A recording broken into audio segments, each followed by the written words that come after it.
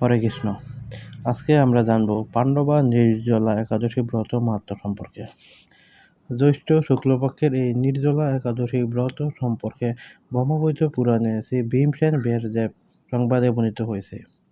মহারাজ যুধিষ্ঠির বললেন, হে জনার্দন, আমি অপরা একাদশীর সমস্ত মাহাত্ম্য শ্রবণ করলাম।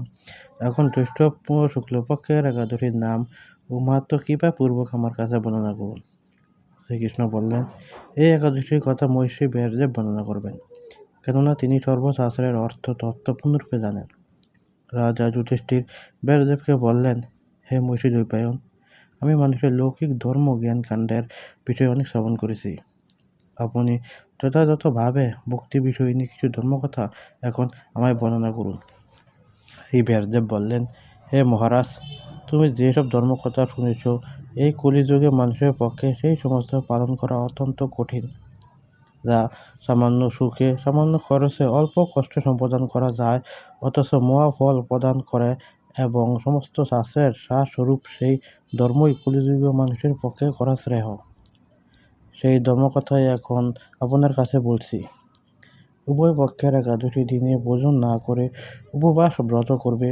দ্বাদশীর দিনে স্নান করে গুচি শুদ্ধ হয়ে নিত্যকৃত্য সমাপনের পর শ্রীকৃষ্ণের অর্চন করবে। এরপর ব্রাহ্মণদেরকে প্রসাদ ভোজন করাবে।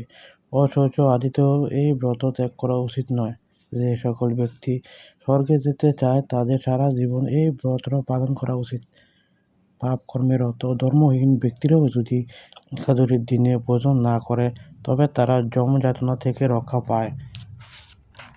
ব্যাসদেবের এসব কথা শুনে গদাধর ভীমসেন অশ্বত্থ পাতার মতো কাঁপতে কাঁপতে বলতে লাগলেন, হে মহাবুদ্ধির পিতামহ, মাতা কুন্তী, দ্রৌপদী, ভ্রাতা যুধিষ্ঠির, অর্জুন, নকুল, সহদেবের কেউ একাদশীর দিনে ভোজন করে না।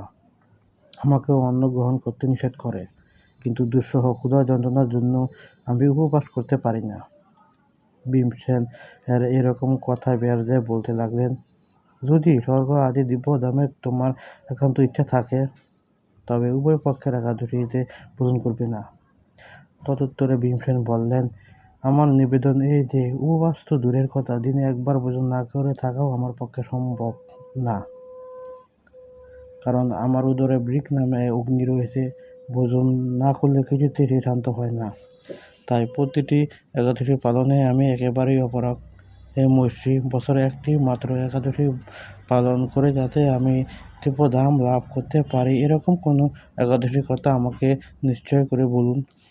তখন ব্যাসদেব বললেন, জ্যৈষ্ঠ মাসে শুক্লপক্ষের একাদশী তিথিতে জল পান পর্যন্ত না করে সম্পূর্ণ উপবাস থাকবে, তবে আচমনে দোষ হবে না। ওই দিন অন্ন আদি গ্রহণ করলে ব্রত ভঙ্গ হয়। একাদশীর দিন সূর্যোদয় থেকে দ্বাদশীর দিন সূর্যাস্ত পর্যন্ত জলপান বর্জন করলে অনায়াসে 12টি একাদশী ফল লাভ হয়। বছরের অন্যান্য একাদশী পালনে অজান্তে যদি কখনো ব্রত ভঙ্গ হয়ে যায়, তাহলে এই একটি মাত্র একাদশী পালনেই সেই সব দোষ দূর হয়। দ্বাদশীর দিনে ব্রহ্মমুহূর্তে স্নান আদি কার্য সমাপ্ত করে শ্রীহরি পূজা করবে।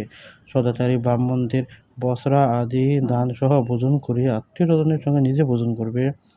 এরূপ একাদশী ব্রত পালনে যে প্রকার পুণ্য সঞ্চিত হয়, এখন তা শ্রবণ করো।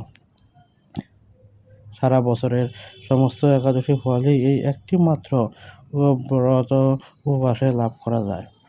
শঙ্খ, চক্র, গদা পদ্মধারী ভগবান শ্রীকৃষ্ণ আমাকে বলেছেন, বৈদিক লৌকিক ধর্ম পরিত্যাগ করে যারা একমাত্র আমার শরণাপন্ন হয়ে নির্জলা একাদশী ব্রত পালন করে, তারা সর্বপাপ হতে মুক্তি হয়। বিশেষত কলিযুগে ধন সম্পদ দানের মাধ্যমে, সদ্গতি বা স্মার্ত সংস্কারের মাধ্যমেও যথাযথ কল্যাণ লাভ হয় না। কলিযুগে দ্রব্য শুদ্ধি নেই, কলিতে শাস্ত্রজ্ঞ সংস্কার বিশুদ্ধ হয় না, তাই বৈদিক ধর্ম কখনো সুসম্পন্ন হতে পারে না। হে ভীমসেন, তোমাকে বহু কথা বলার আর প্রয়োজন কি? তুমি উভয় পক্ষের একাদশীতে ভোজন করবে না। যদি তাতেও অসমর্থ হও, তবে জ্যৈষ্ঠ মাসে শুক্লপক্ষের একাদশীতে অবশ্যই নির্জলা উপবাস করবে। এই একাদশী ব্রত ধন ধান্য পুণ্যদায়িনী। যমদূতগণ এই ব্রত পালনকারীকে মৃত্যুর পরও স্পর্শ করতে পারে না। পক্ষান্তরে বিষ্ণু দূতগণ তাকে বিষ্ণুলোকে নিয়ে যান। সেই ভীমসেন ওই দিন থেকে নির্জলা একাদশী পালন করতে থাকায় এই একাদশী পাণ্ডবা নির্জলা বা ভীমসেনী একাদশী নামে প্রসিদ্ধ হয়েছে। এই নির্জলা একাদশীতে পবিত্র তীর্থে স্নান, দান, জপ, কীর্তন ইত্যাদি যা কিছু মানুষ করে তা অক্ষয় হয়ে যায়। যে ব্যক্তি ভক্তি সহকারে এই একাদশী মাহাত্ম্য পাঠ বা শ্রবণ করেন তিনি বৈকুণ্ঠ ধাম প্রাপ্ত হন। হরে কৃষ্ণ।